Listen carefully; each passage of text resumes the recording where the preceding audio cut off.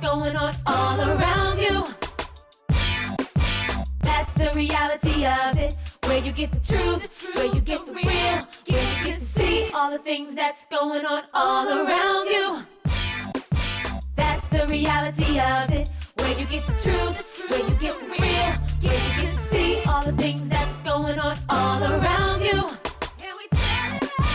That's the reality of it. Where you get the truth, where you get the real, where you get to see all the things that's going on all around you. And we tell it like it is. Welcome back to That's the Reality of It. Thanks for tuning in again this morning with me and Kanika, the great Kanika. And this gentleman in between us is Mr. Tom Saunders, and he's going to be giving us a tour of the Great Blacks and Wax Museum, correct? That's correct. And we're going to start off with the founder. Yeah, we're going to start off with Carter G. Woodson, Okay. who created Negro History Week, which has now evolved to Black History Month. Okay, this is Carter G. Woodson. Now, Carter G. Woodson was 22 years old when he completed high school, but he definitely wasn't slow. You know, schooling was interrupted because of poverty, but by 1912, he had earned a PhD from Harvard University. And it was in 1915 that he founded the Association for the Study of Black Life and History. And so we're celebrating 100 years of that organization this Black History Month. And that is the nationwide theme for Black history. Carter G. Woodson was the one who initiated Negro History Week in 1926, and that has now evolved to the present Black History Month that we celebrate. Okay, come on now. And look at this big bale of cotton. No, that's a lot of work. And if you've never picked cotton before, this is what cotton looks like in the field. Wow. That's cotton from Littleton, North Carolina.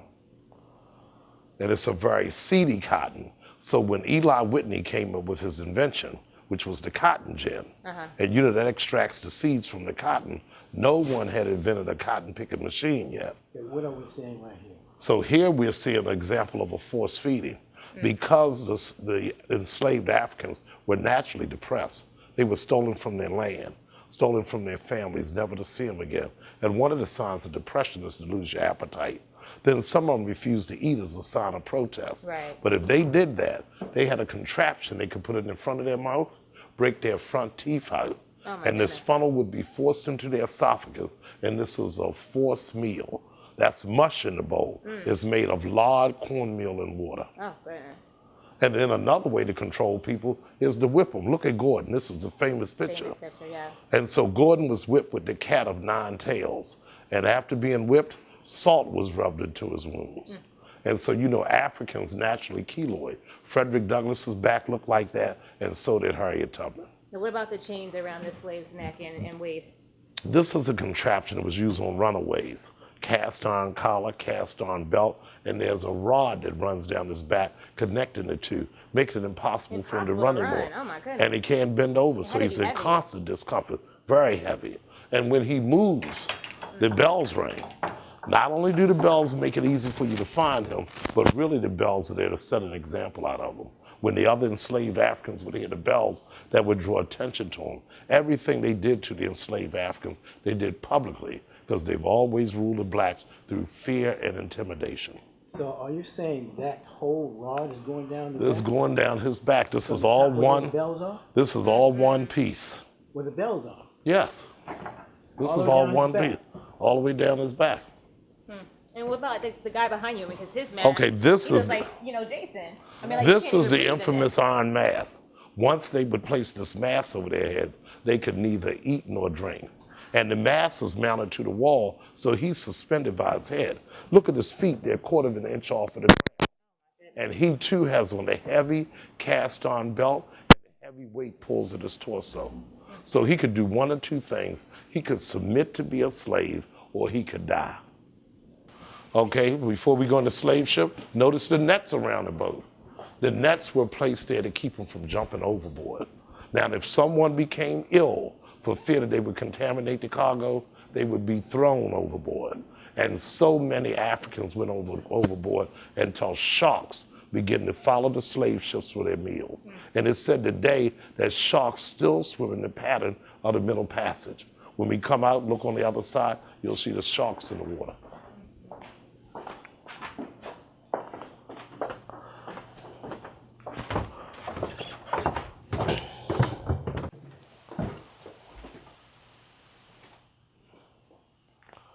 So if I'm correct, it's like this young lady is getting branded. Like Branded, right. Right, the slave trade was so lucrative that everybody participated. Not only Europeans, but African kings and queens as well, with the exception of Queen Anne and Zinga. To be a part of the world economy, Africans sold other Africans. They sold their prisoners. So the slave captures would go into the interior and bring the people back to the coast. There on the coast is where they had holding pens. But prior to going into a holding pen, the people were stripped naked and inspected for deformities and for disease. Anyone with bad teeth would be killed. But once you passed inspection, you received a brand just like any other livestock. In case you got mixed up in the pens, you would know what company they belonged to.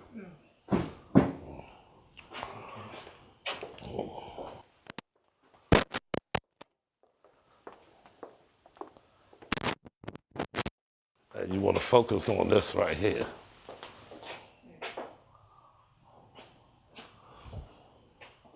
William, can you imagine? No. Okay, most of the slaves would have been on cargo ships like this, except the shells would have went the whole length of the ship. But this is to show you how closely packed the people were. If they were laying this way, heads this close, and if they were laying the other way, feet this close together. Now, in one of the journals that the Martins retrieved from Liverpool, it stated that during a particular journey, this man recorded that he witnessed a woman pull a nail out of the boat. She stuck it into the head of the woman next to her and killed her. Because that's so she could have breathing space. You know, once somebody died next to you, they would throw them overboard. And so that gave her some relief. And then the other thing is, they were of different nationalities. Because on purpose, they would lay an Ibu next to a Yoruba, Hausa, or some other nationality so that they couldn't communicate. And that reduced the chance of rebellion. But with these people being trained like this, the slave ship was filthy. That meant that they had to urinate, defecate, and eat all in this same position. A slave ship smelled so bad, you could smell it 5 miles away on the open sea. And here in Baltimore, they wouldn't let the ships dock in the harbor. They stayed out in the Patapsco River, and small boats would go in and bring a few in at a time so you could clean them up. So that means that disease and sickness was very prevalent on the slave ship. And if you look down here, you'll see the rats gnawing on the dead body. Oh, goodness. And look how malnourished this little boy is. Look how malnourished he is because of the filthy condition. And this man has gone blind. So how many people do you was actually killed? Every book I've read, you get a different number, from 1 million to 100 million. So I'm not sure. Okay, that was an experience. Oh, very much so. And we still have a lot to see. That's right. Still have a lot to see. We're just getting started. So next week, we'll have part 2 of the Great Blacks in Wax tour so you can get a feel for the great history. See, I'm kind of more familiar with it because you're young. Well, it's not so much that, but I think, a lot of times people only know about certain names in history. So it's great to be able to come to the museum and hear and see and read and learn about those historians that we maybe have never even uncovered because we didn't talk about it in school. So. Or even seen. And here you can actually see them almost real life. Okay? So next week, you got to tune into to get some more history-making tour of the Great Blacks in Wax Museum here in Baltimore. Did you know that 1 out of 8 people will get breast cancer? I'm Dorisa Harvey, the Midday Diva. And I'm Lolo of The Quiet Fire. The stress of this disease is compounded by the stress of their daily needs. Daily needs such as food, bras, wigs, help with utilities, rent, and treatment. The Dale Cager Hats Off Breast Cancer Foundation provides this help that is so desperately needed. But they need your help to continue. So send your tax-deductible donations to the website below or call. We can help them, but only if you help us. Okay, we're back and I'm here with my favorite doctor, sometimes. Except when I get those prostate exams, I don't like you very much. That's okay, I understand. You understand? Dr. Sigmund from Chesapeake Urology, thank you again for coming on the show. Thanks for having me back. We had emails coming about the, in fact, you emailed me back about, bladder cancer. Yes. So I want to get into some of that aspect of, because it's becoming like a fear out there for the bladder cancer, because I haven't really heard a lot about bladder cancer, but I know that a very good friend of mine just passed with bladder cancer. And so I'm kind of more into it than I would have normally be. Sure. So let's start with what is bladder cancer? Well, bladder cancer is something that we have to deal with fairly often. Mm-hmm. Sometimes it gets overshadowed by prostate cancer because you hear a lot more about prostate cancer in the media and people are much more familiar with it. But as urologists, bladder cancer is really the number 2 cancer that we deal with. Obviously, you have a urinary bladder that holds urine and drains when people want it to drain. What are the symptoms? Well, usually people present with blood in the urine. And they blood that's visible, or either blood that's visible or microscopic blood. We see a lot of people who come to me with a diagnosis of microscopic hematuria, and what that means is when we do the urine dipsticks and look under the microscope, we see red blood cells in the urine, and that warrants evaluation. And what we do for those folks, we do a CAT scan to take a look at their kidneys, their urine tubes, and their bladder. And we also look in their bladder with a little lighted telescope similar to colonoscopy. Yeah. We call it cystoscopy. Okay. And that's how we make the diagnosis of bladder cancer. Now, I came to you and I had an ultrasound. Yes. Is that as effective as the CAT scan? Because they did one for my kidneys and my back. And also for, I think, my bladder. Yes. So often we use an ultrasound to take a look at the kidneys, look for kidney stones, follow people. We'll do an ultrasound of the bladder to see how well people are emptying their bladder, to possibly look at the prostate. But when people have blood in the urine, the recommendation is to do a CAT scan because it's a more specific test to look for abnormalities when people have blood in the urine. Really, to find bladder cancer, you have to look in the bladder. Most x-rays won't necessarily find bladder cancer unless it's very large, but small bladder cancers we find by looking in the bladder. When you say look in the bladder, that's with the little lighted telescope. That goes where? Well, it's got to get to the bladder somewhere, so we go right down the channel, the urethra, where penis. People pee through. For men, we go through the penis, through the urethra. For women, we go right through their urethras into the bladder. Women can have bladder cancer as well? Absolutely. Oh, okay. All right, so, It's not the most pleasant test for most people. It's very tolerable. It's about a 3-minute test. We use a little numbing jelly, and usually 3 minutes later, we know what's going on. So I switched my car insurance to State Farm. I saved $480. You know what that is? Yeah. Don't say it. So you know what it is, right? Yeah, don't. It's a lot of dough. Switch and you could save $480 with State Farm. It's a lot of dough. See if Bryant Jenkins in Reisterstown can save you a lot of dough. Get to a better state. State Farm.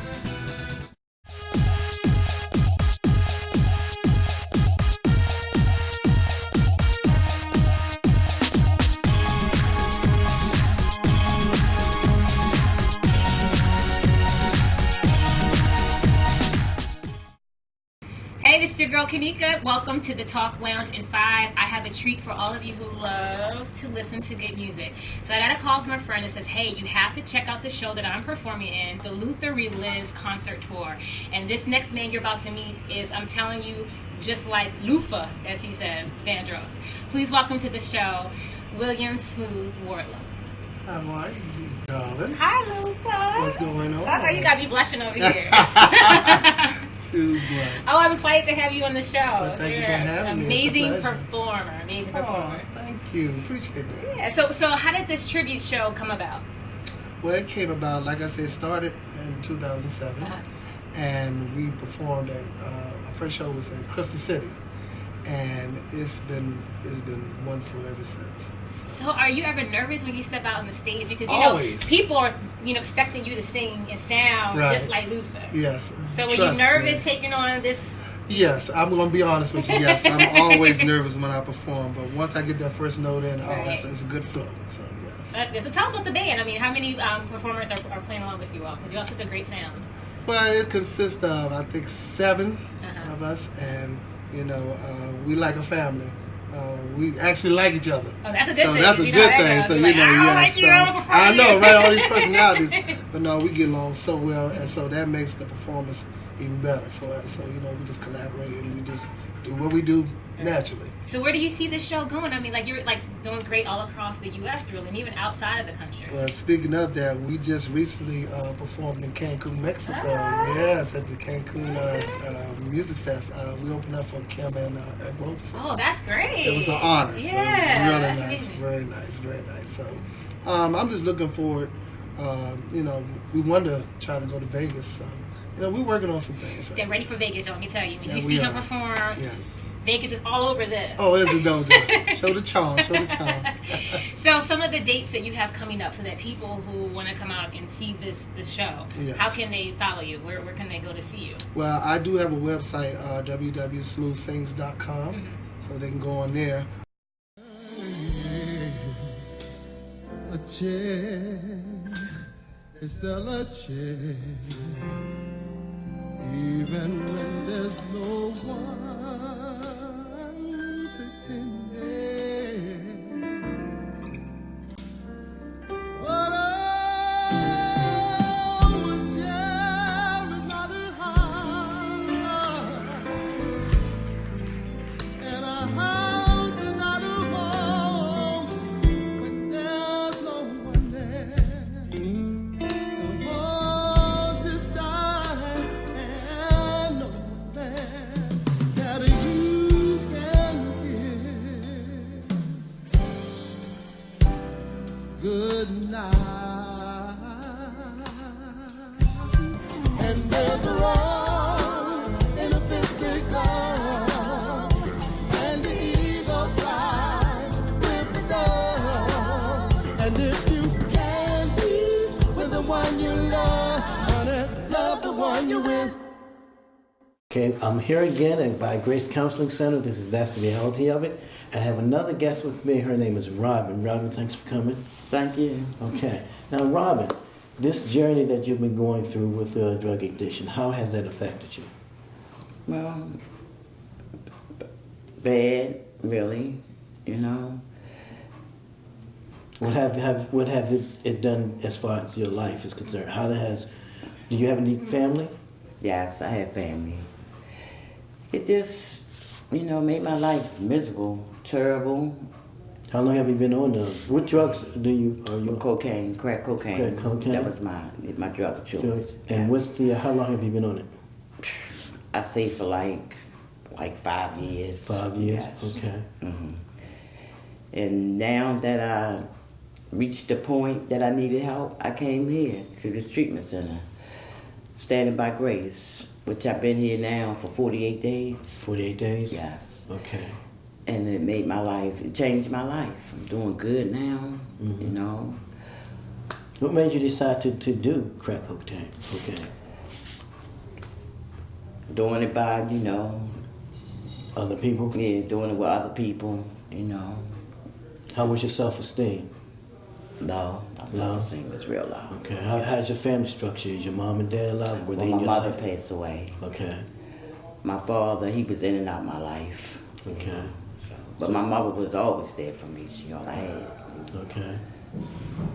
So, do you have any children? I have a son. Okay. 26. Okay. How does he feel about now? Well, he got autism, so. Okay. My aunt is with him now, Mm-hmm. Had him ever since he was 13, But everything right now today is, I'm doing good. Okay. Did it cause you to have any type of criminal behavior? Yes, I was locked up for paraphernalia charges. Okay. Did 18 months in prison. Okay. So what else did you do in your transition from the first time you took crack cocaine? What did you do prior to that? I mean, were you in school? I mean, Yeah, I worked. You worked? I worked. I went to work every day. Yeah, I went to work. Did it cause you to lose your job? Yes, because I was missing time. I got to the point where I was just staying up all night using. I wasn't going to sleep. I was calling out, missing time, and I got fired. Okay. Did they know you were on drugs at the No, job? No. I was too ashamed to tell them that. Okay. Did you ever go to work under influence? High? No. No. So you were able to stop when you needed to stop. Yes. But you just wasn't able to get off of it. Yes. Okay. To get off of it. All right. So let me ask you a question. Now that you are here, how has that affected your life with your the people that you know, your loved ones? My family, they're proud of me today. Okay. Real proud of me, yeah. And right now, since we got passes, we can go out on Monday, Tuesdays, and Thursdays. I'm trying to find me a job, you know. I'm going to stay in transitional. Okay, so you're inpatient, right? I'm here. I stay here. You stay here? Now, do you get kind of afraid when you, like those passes that you get and you're out there in the street? The first time I did. But I knew to myself that I had to do this because I'm gonna be by myself. Right. So I'm gonna have to get this fear, you know, from out my mind, you know, that I gotta do this. Okay. So when you go out on your own, like those passes, you don't worry about getting around the wrong people that's No, because I'm just gonna stay away from them type of people. Good. I go look for a job, and then after that, I go to an NA meeting, you know, the times like the passes. Praise God. Yeah. Well, much luck with your success. Thank you. And recovery. And I know you're going to do well. Yes, I am. Praise I'm God. Gonna keep doing it. One day at a time. One day at a time. That's right. Appreciate you. Thank you. Take care. You too. Don't go anywhere. We'll be right back. I used to be on crack cocaine. I used to be on heroin. I used to be on heroin. I used to be on pills. And now we're not. My name is Pamela Dukes. I used to be an addict. Now I'm the owner of By Grace Counseling Services, where we help addicts become productive members of society. By Grace Counseling Services is a certified methadone clinic, and they can help you live a drug-free life. Don't fight those demons alone. Call 443-831-0191. Call now.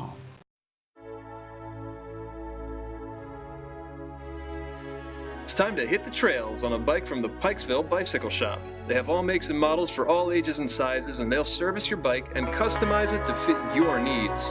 So for the very best variety of bikes, the best service and price, come to Pikesville Bicycle Shop or call 410-602-BIKE and take advantage of our special deals. I love my hero. Welcome to Dr. Willie Richardson's segment on health and wealth. As a matter of fact, today we have with us Ms. Joyce Green again. I hope you caught last week's show. And Mr. William Allen. How you doing? Right. I'm blessed. Ms. Joyce, nice to see you. Oh, me too. I don't know if I shook your hand last week.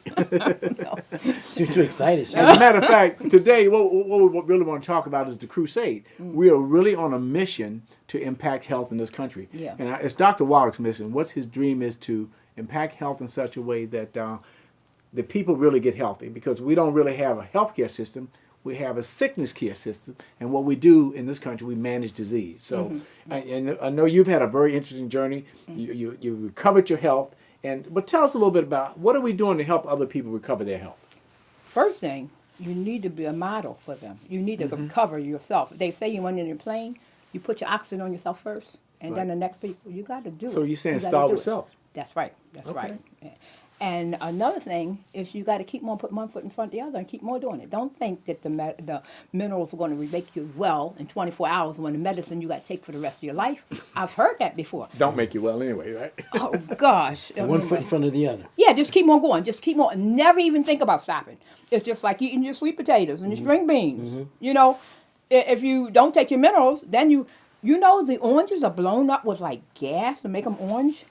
Wow. So you are just drinking sweet and low and orange food coloring. So all this food is just, anyway. One of the challenges that people have, this is why the crusade, people are eating, I mean, we eat to nourish our body, but the problem we have is that if there's no nourishment in the food, how are you going to get it? That's why the 90 for life. Your body needs 90 essential nutrients.